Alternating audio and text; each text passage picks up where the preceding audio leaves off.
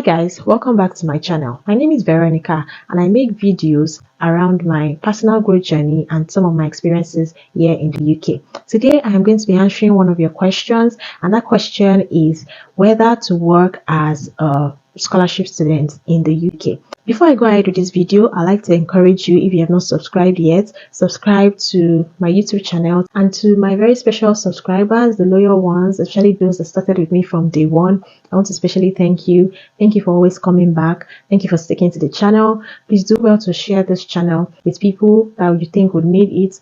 And if you do not have anyone, make sure that you engage with me and just encourage me in any way that you can. So let's delve into today's video and I'll answer the question of whether to work as a scholarship student in the UK.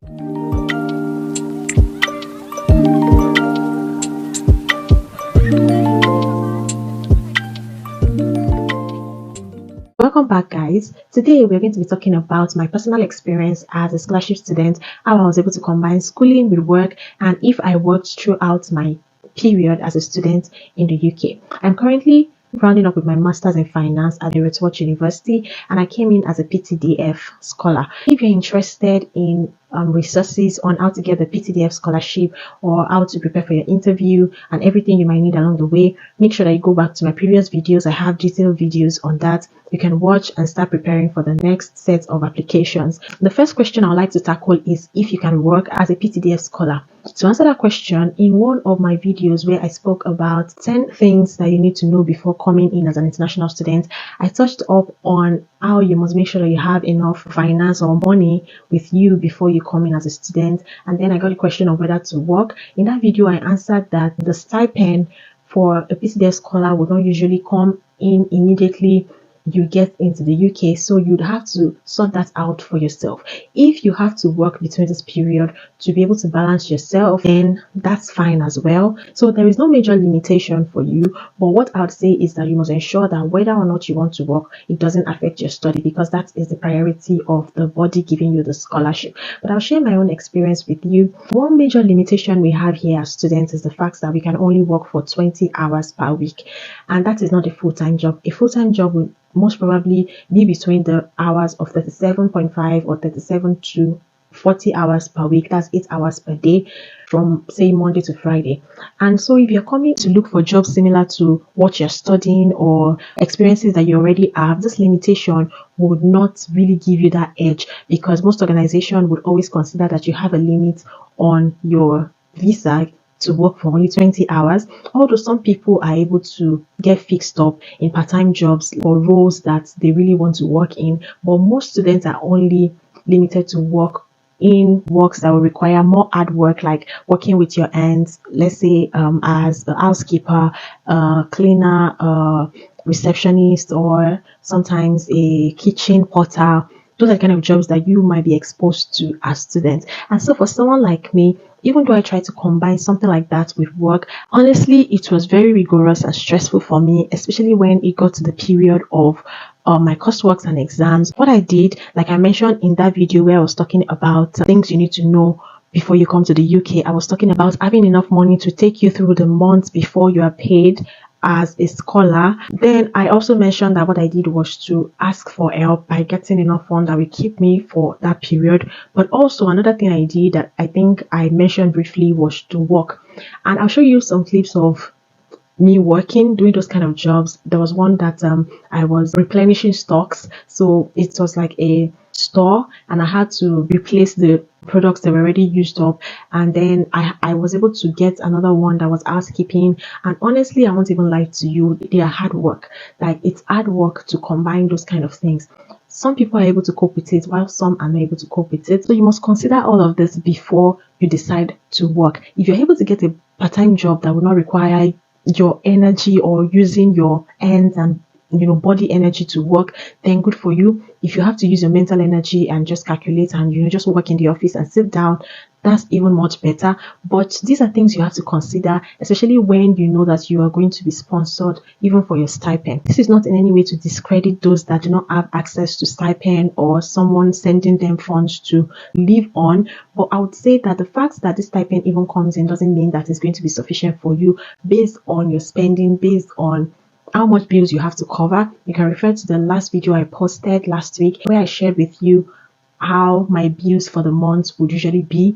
In that video, I gave you a breakdown of all of the things I spend money on. So even with the stipend that you might get as a scholarship student, depending on how much bills you have to pay, it might not even be sufficient. So I'll just advise that you consider all of this. You weigh the pros and cons. Do I have enough stipend to cover all of my expenses? Am I going to be able to stay on a budget in such a way that the stipend I'm getting would be able to cover me for the whole of my study? And that question you can ask is, before I am paid my stipend, how am I going to survive? If the answers to these questions are on the negative side, such that you will not be able to survive without working even when your stipend comes in or before your stipend comes in, then it's just advisable to get something doing as early as you can. Make sure you're working between the 20 hours limit. Please do not exceed the 20 hours per week limit. It is grievous to do that. I would say I've answered your question by saying that it all depends on you. It depends on your expenses per month. It depends on how loaded your course is. If your course is something that you really cannot give divided attention to something else like a job, please just focus on studies. Just make sure that you take your studying as a priority. If you can combine studying and working, then that's fine. But for me, I worked for a bit and saved that money that I worked for, and then I stopped to focus on schoolwork when it became intense, right?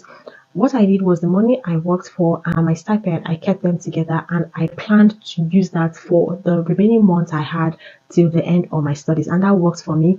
And because I am aware that I'm on a budget and I won't be working till the end of my school, I became more conscious and I reduced my spending. I only spent on things that were very important. So if you know that you can live within that means, fine, you do not have to.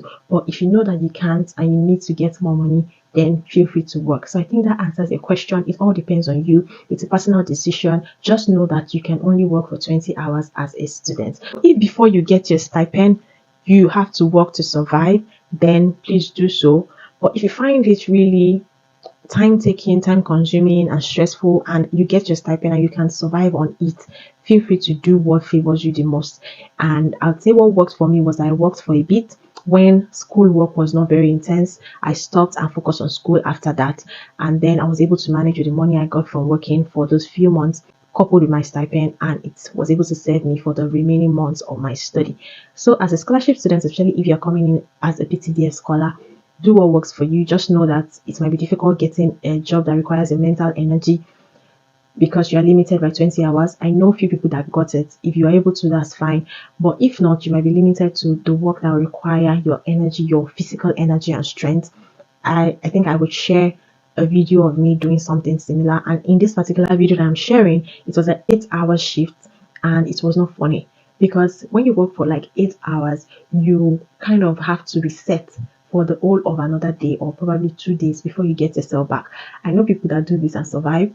But for someone like me, it was very stressful combining it with school. So I just worked for a bit and I stopped. So I hope this answers your question. Do you have to work? It depends on you. It depends on your strength. It depends on your capacity. It depends on how much application you can put out and if you're able to secure a job that will not require your physical energy, or if you're able to cope with jobs that require physical energy, fine, you can work. The only disclaimer is that you must not exceed 20 hours per week. Feel free to watch the video where I shared 10 things to know as an international student. In that video, I talked about having money as a scholarship student. I kind of shared my own experience. So this video is actually peculiar to those on scholarship. It might actually also benefit you if you're not on scholarship because it will teach you to learn to be on a budget. If you're on any other scholarship, all you have to do is to use this advice, but use it based on your own context, based on whatever amount you be availed as a scholar. And yeah, I hope it works for you as well. And if you're not on scholarship, I know you work so hard and I am really rooting for you. I'm rooting for you if you have to do the work and you have no options because you're probably self-sponsored. I am rooting for you and I hope that you are able to switch from the part-time job you're doing on 20 hours per week to a more easier and lucrative job permanently or full-time. And yeah, I wish you all the best. I think that answers that question. If you have any more questions, please drop it in the comments. If you have not subscribed, this is your time to do so. Join the family and engage with me. If you want to reach out to me personally, send me a mail or reach out to me through any of my contacts in the description box below. I want to especially thank you again for watching till this end. If you have any more questions, reach out to me and I'll answer them. I'll see you guys in my next video. Bye guys.